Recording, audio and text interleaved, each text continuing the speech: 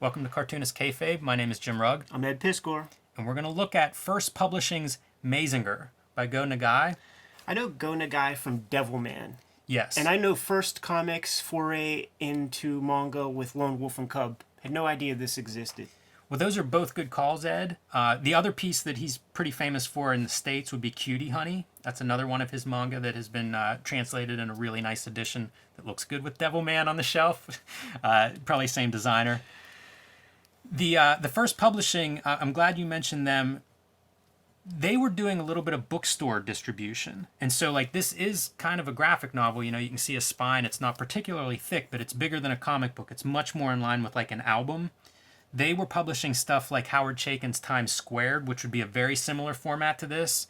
And also the Teenage Mutant Ninja Turtles color editions, which is the books of theirs that I would see in, say, a Walden Books or somewhere like that.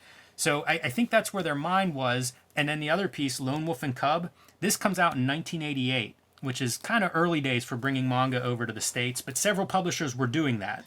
Eclipse, I think Viz was active at that point. First, obviously, publishing a few. Epic was doing Akira around that time, give or take a year or so. So it's early for the manga thing, but it's interesting because it's like late for the Mazinger thing, because that's before my time. Like, dudes your age that I hung out with might have had Mazinger toys, and probably even older. It was a little bit before my time. My big robots would have been like Voltron and a little bit of Robotech. Okay, yeah. But I guess Mazinger would have been the beginning of that. Like in Japan, like that was the first piloted big mech characters. The first one, believe it or not, is fucking Spider-Man. The Japanese show was the first one to have a big mech. Wow. Yeah. But Mazinger, yeah, it follows suit, man.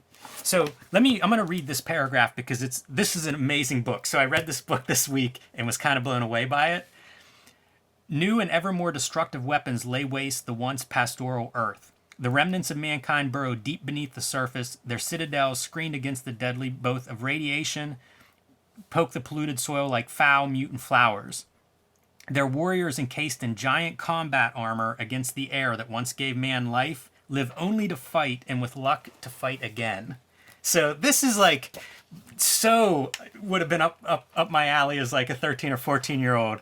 I come to it late, but still enjoyed it very much. So the first thing I note is this painted cover, because once you get inside of this thing, like we've all seen lots of manga, black and white, screen tones, all that stuff. Not in here. This is, the entire piece is painted. So full color. This was originally commissioned for this book. This is not a reprint of other manga. Man, that's a very new step in the process. Like, this might be the first fucking manga that was presented this way. They say that. I don't, it's hard to believe that something else wasn't painted, like wholly, because they would paint sections and things, but... Oh, you're saying for this edition of Maze, not for the First Comics edition. First is describing this thing as like the first manga ever produced specifically for an American market. Right. And the first Japanese manga ever produced in full vivid color. I don't know how, there's a lot of manga out there, so it wouldn't surprise me if maybe this isn't literally the first, but that's what they're claiming. The part that interested me is the fact that this was made for the first American edition. It makes me think of Mobius did Silver Surfer graphic novel around this time period, and then the other piece is the colorized Akira. So, like, I think you're getting two things. One is the American market starting to bring in international cartoonists and trying to figure out like how to package them. Can we get original work? What's the best way to approach it? And the other part is how do we sell manga to American audiences and to the direct market? So you see things like colorized version of Akira. You see different package formats, different publishing frequency, bi-weekly issues. It was a lot of, I think, challenges as to like, we know these are great comics. How do we make them make sense in this market? And I want to call attention to this credits page. So Go Nagai, creator, story, and art. Kazuhiro Amachi, color. I don't know what that means. If Go Nagai maybe did layouts and somebody else painted it, because this is not line art that's been colored. This is painted artwork. So I find that credit interesting, and I just don't have an answer for it. But this thing is amazing. It's almost storybook here in the beginning to set this up, and just darkness, right? I've read that description about, this is a an Earth ravaged by nuclear war, and they go through and break it down, and that is, 90% of mankind is killed by the nuclear war, and this is what remains. And so it's cool. just warriors that show up and fight each other. These giant robot warriors. You see it. It's carnage. It's almost like knights, except with like lasers and more destruction, more destructive capabilities. And so the mech pilots are running off to whatever the latest battle is, climbing into Mazinger in this case, and going out to fight. And there's some great sequences, like laser sword fighting these other robots, cutting them in half. Look at awesome. How awesome that is. Yeah, that's cool, man. Makes me think of like the outlaw art. Like what a composition, even with Mazinger coming through in the path behind the sword. And what happens is, in this giant like fallout battle after an explosion, the fabric of time is ripped open, and Mazinger goes through a dimension to another planet that also has life but is not Earth, at least not the Earth he comes from. And there he kind of goes into a battle with Princess Krishna, is this character, and lizard people are who she's fighting, and they're basically wiping out mankind, these lizard people. It reminds me of David Icke, who's one of these conspiracy writers about the lizard people. Oh, right. When I was reading this, the mythology in this story kind of lines up with his conspiracy writing. So we're seeing airbrush in here, and the way the lettering would have been done, it would have probably been put onto a piece of acetate so that they could shoot both together.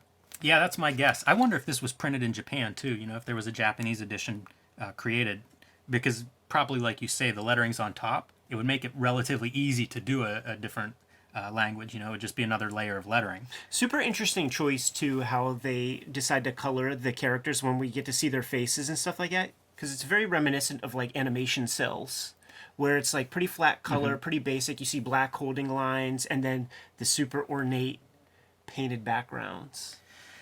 That makes a lot of sense, because if you get into what all Go Nagai was doing in his studio, huge anime piece of his business. So, he would have been familiar with all of those kind of animation techniques that you're describing, Ed, and probably they were applied in creation of this. Yeah, and one of the things that we do know about manga, whenever we see one name on the fucking author byline, it's really far more than that. So he comes to the princess's rescue, and they hit it off, and in this feudal system, the princess thinks this could be her king. Maybe you forgot, but there's just a little dude piloting this thing. I see. And they're the same size. So they do a little back and forth and stuff, and then there's only one problem. He's the wrong damn size. That's awesome. It's real fun. It's a really cool story. He's happy to do her bidding. They get along fabulously. And so there's a big showdown. Like the lizard people get their troops together, and they're coming to annihilate this last little pocket of humans. And he's like, you have no idea how powerful I am, princess, and your knight troops. Just stay behind me, and I will take care of these guys. And then you get to see it. You get to see what these giant mechs can do. And they just obliterate these, these sword lizard guys and primitive knights. They can't stand up to any of this kind of assault. I really enjoyed this comic, Ed. Yes. It's kind of like an outlaw comic at heart. It's just a lot of battles. Eventually, there's a big enough explosion and battle that he is then thrust back into the present. And he had been gone for a month, and his comrades are like, what the heck happened to you? We thought you were dead and gone. But he's back to battle, and who knows if he'll ever see the princess again. But pretty cool standalone, and then a little bit of background on Nagai and, his history making manga, his history with big mech manga, and Mazinger, talks about some of the animation stuff that he did. Developed his studio with his brothers, who did more of the business end while he was doing more of the creative. So pretty cool story all around. Love this graphic of like the cross section. That's always a fun thing. And then whenever I saw this, I couldn't help but think of Brian Ralph's Reggie 12. It has to be something that he was into. Like this is, especially from like here down, that could come right out of a Brian Ralph comic. Right, and like the other stuff, like if it wasn't Mazinger, like Brian Ralph was checking out Tetsuwan 23 or whatever, the Gigantor, whatever the heck that thing was called in Japanese originally. But just giving this thing a quick glance, I'm definitely scooping this up before the video goes live and the price increases.